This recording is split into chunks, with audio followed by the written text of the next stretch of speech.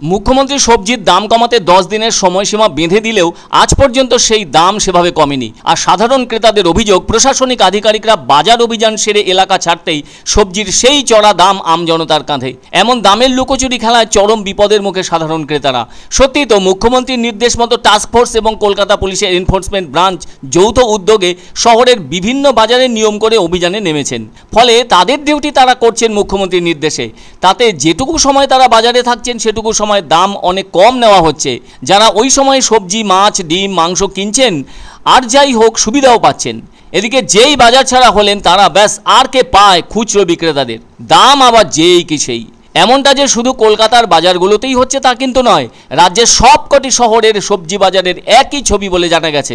এদিকে মুখ্যমন্ত্রী 9 জুলাই দাম কমানোর নির্দেশ দিয়েছিলেন 10 দিনের মধ্যে। আজ নিয়ে যার 6 দিন হয়ে গেছে, কিন্তু দাম তো সেভাবে কমেনি। মুখ্যমন্ত্রী তো জানিয়েছিলেন হিমঘরে সব মিলিয়ে 60 লক্ষ মেট্রিক টন আলু আছে, তার মধ্যে 15 লক্ষ মেট্রিক টন আলু হিমঘর থেকে বাজারে এসেছে।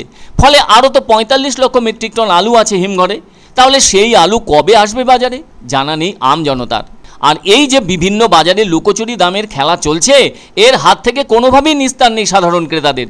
তাহলে ওই টাস্ক ফোর্স এবং এনফোর্সমেন্ট ব্রাঞ্চের আধিকারিকদের অভিযানে নামিয়ে কি কাজ হচ্ছে? বিক্রেতারা তো ভয়ই পাচ্ছেন না, কেননা তারাও দারুণ বেপরোয়া হয়ে উঠেছেন। যেন মনোভাবখানা কি করবে করুক তো দেখি সরকার। সেই সাহস বা বুকের পাটা আড়তদার থেকে খুচরো সবজি বিক্রেতারা কিসের জোরে দেখিয়ে থাকছেন?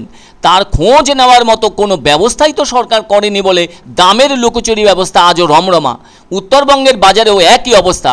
রবিবার জলপাইগুড়ির দিনবাজারে আলু 35 টাকা, পটল 50 থেকে 60 টাকা কেজি, পেঁয়াজ 30 থেকে 40 টাকা কেজি, স্কোয়াশ 40 থেকে 50 টাকা কেজি, কচু গোটা 50 টাকা, করলা 80 টাকা কেজি, কাঁচা লঙ্কা 80 টাকা থেকে 105 টাকা কেজি, পটল 40 থেকে 60 টাকা কেজি, রসুন 200 টাকা কেজি, আদা 200 টাকা কেজি, কাঁচা কলা 4টা 30 থেকে 40 টাকা।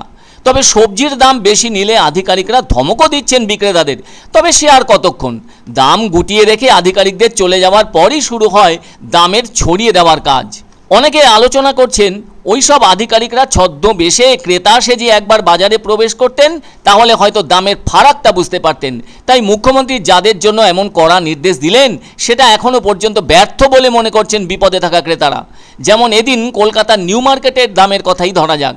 চন্দ্রমুখী আলু 40 টাকা কেজি, জ্যোতি আলু কেজি প্রতি 35 টাকা, টমাটো কেজি প্রতি 60 টাকা, লঙ্কার কেজি 80 টাকা, শশার কেজি 50 টাকা, ঢেঁড়সের কেজি 80 টাকা, পটলের কেজি 35 টাকা, ঝিঙার কেজি 65 টাকা, ক্যাপসিকামের কেজি 100 টাকা, গাজরের কেজি 60 টাকা, বিটের কেজি 60 টাকা, রসুনের কেজি 160 টাকা, আদার কেজি 130 টাকা। আজ থেকে 3 দিন আগে লেক মার্কেটে সবজির দাম যেমন ছিল, বেগুন 120 টাকা, টমাটো 70 টাকা, উচ্ছে 60 টাকা, লাউ গোটা 40 থেকে 50 টাকা, গাজর 60 টাকা কেজি, পটল 40 টাকা কেজি, ক্যাপসিকাম 80 টাকা কেজি, ব্রোকলি 400 টাকা কেজি, বিনস 100 টাকা কেজি, বরবটি 60 টাকা কেজি, শশা 40 থেকে 60 টাকা কেজি, কুমড়ো 25 টাকা কেজি, চিচিঙ্গা 50 টাকা কেজি এবং কাঁচা লঙ্কা 100 টাকা কেজি।